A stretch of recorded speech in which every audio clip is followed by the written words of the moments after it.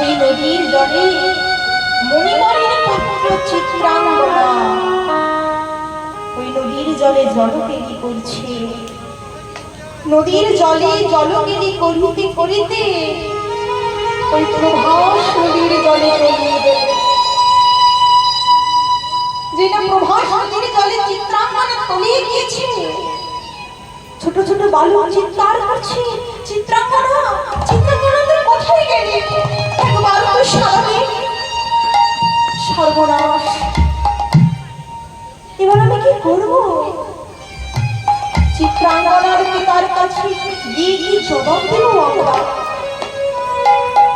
একটি বালক বলেন, শোন, চিত্রাঙ্গনার পিতা সে তো মণিবর। সে যদি ভেবে জানতে পারে চিত্রাঙ্গনা কোথায়, তোরা আর বিলম্ব করিস না, চল চল আমরা মণিবরের কাছে যাই। ছুটতে ছুটতে মণিবরের কাছে এসে বললেন, মণিবর, মণিবর, আপনার পুত্র চিত্রাঙ্গনা ওই নদীর জলে জলকেলি করিতে করিতে চিত্রাঙ্গনা যে নদীর জলে তলিয়ে গিয়েছে। কি বললি, কি বললি তুমি? আমার পুত্র চিত্রাঙ্গনা ওই প্রভাস নদীর জলে তলিয়ে গিয়েছে? এমনই বল। আমরা যে ওই নদীর জলে জলকেলি করছিলাম, তুমি কি বলছো? আমার পুত্র তলিয়ে গিয়েছে।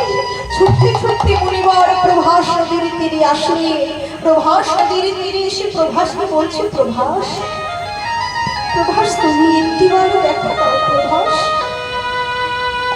কারণ যে তোমার নদীর জলে আমার পুত্র তলিয়ে গিয়েছে। প্রভাস, তুমি আমার পুত্রকে আমার কাছে ফিরিয়ে দাও। সে ছাড়া যে জগতে আমার কিছু না।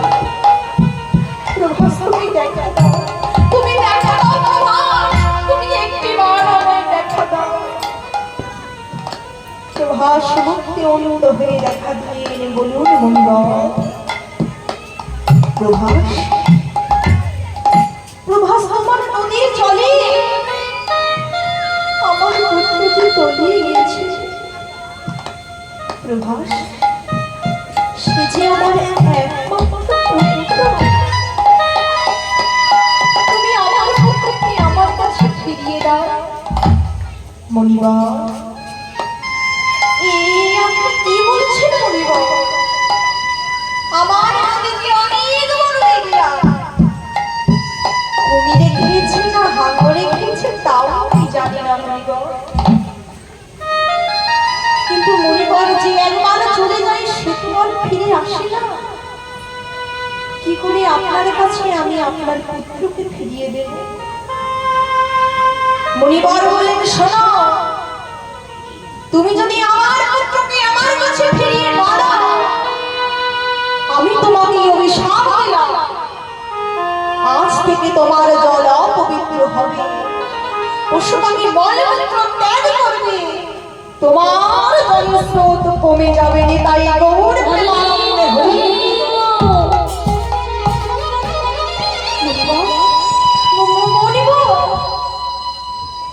বিনা অপরাধে বিচার না করে আপনি আমাকে অভিশাপ দিলেন। কি অপরাধ আমার ছিল মণিবর? বলেন, কি অপরাধ আমার ছিল যে আপনি আমাকে অভিশাপ দিলেন? প্রভাস, আমি তোমায় এখনো বলছি, তুমি আমার পুত্রকে আমার কাছে ফিরিয়ে দাও। না মণিবর, আমি যে আপনার পুত্রকে আপনার কাছে ফিরিয়ে দিতে পারবো না। মণিবর, মণিবর, এই অভিশাপ তুলে নিন। প্রভাস, তুমি কি জানো না প্রভাস, মণিবরের অভিশাপ যে কোনোদিনও ব্যর্থ হয় না। আছাড় খেয়ে পড়লেন মণিবরের চরণে। মণিবর, এখন আমি কি করব?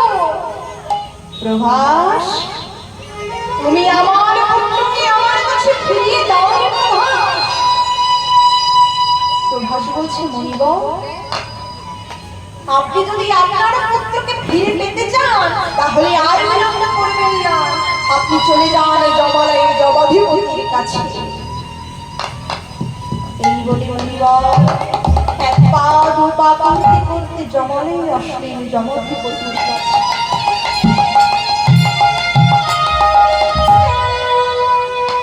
যমরাজ দর্শন করে বললেন, এ কি মণিবর আপনি? আপনি অসময়ে? মহারাজ, মহারাজ, আমি যে আপনার কাছে অনেক আশা নিয়ে এসেছি, আপনি ফিরিয়ে দেবেন না। মণিবর, কি হয়েছে মণিবর? মহারাজ, আমার পুত্র চিত্রাঙ্গনা ওই নদীর জলে জলকিনী করিতে করিতে নদীর জল তলিয়ে গেছে। আমার পুত্র যে আপনার কাছে এসেছে মহারাজ,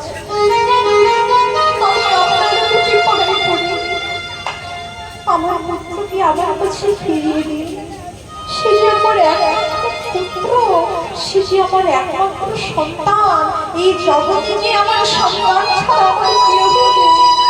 মহারাজ, মহারাজ, আমি আমার পুত্রকে ভিক্ষা চাইছি মহারাজ, আপনি আমাকে ফিরিয়ে দেবেন না মহারাজ।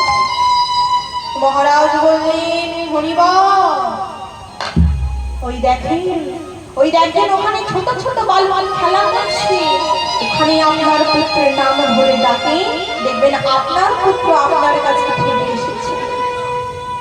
পিতা ঝড় নয়নে বক্ষ ভাষায় কাঁদিতে কাঁদিতে আর চিৎকার করে উঠলেন, চিত্রাঙ্গনা,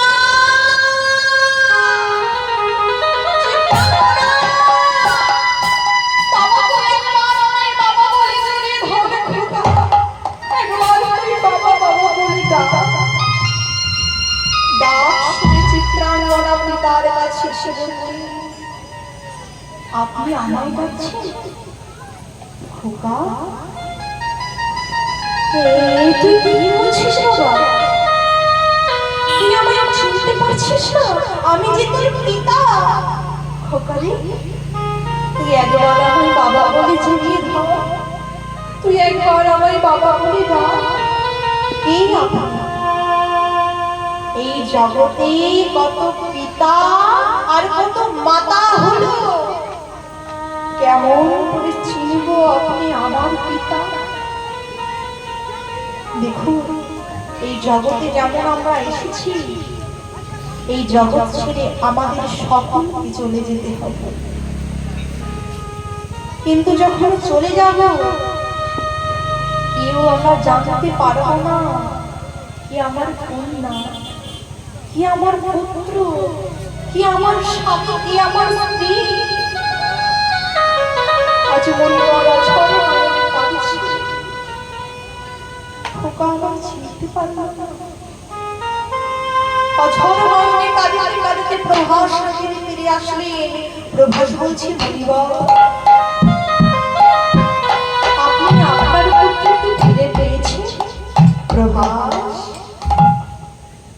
আমি যে আমার পুত্রের কাছে গেলাম, তবে সে যে আমার সঙ্গে আসলো না, সে যে একটিবার আমায় বাবা বলে জড়িয়ে ধরল না, মা বলে জড়িয়ে ধরল না।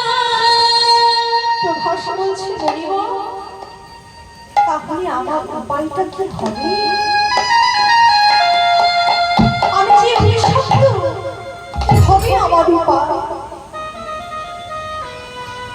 মণিবর বললেন, প্রভাস, আমি জানি তুমি অভিশপ্ত, তুমি সেদিনই অভিশাপ থেকে মুক্তি পাবে যেদিন তোমার নদীর তীরে স্বয়ং ভগবান দানব্রত যজ্ঞ করবে, সকল বৈষ্ণবের চরণ ধরে যেদিন তোমার জলে পড়বে, সেই দিন এই অভিশাপ হইতে তুমি মুক্তি পাবে। তাই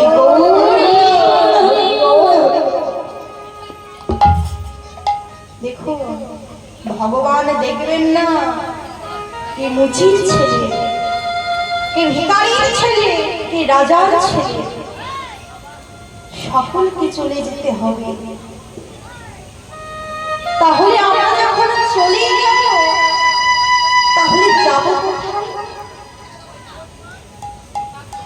যাবার বা দুটো জায়গা আছে, একটি হচ্ছে আলো আর একটি হচ্ছে অন্ধকার। যদি তুমি কৃষ্ণ ভজন করো, তুমি যদি একবারে কৃষ্ণ কৃষ্ণ বলতে নয়ন বাড়ি পরিষ্কার করো, তাহলে যে তুমি আলোর সন্ধান পাবে। আর যদি তুমি অসৎ করো অসৎ পথে চলো, তাহলে কি হবে?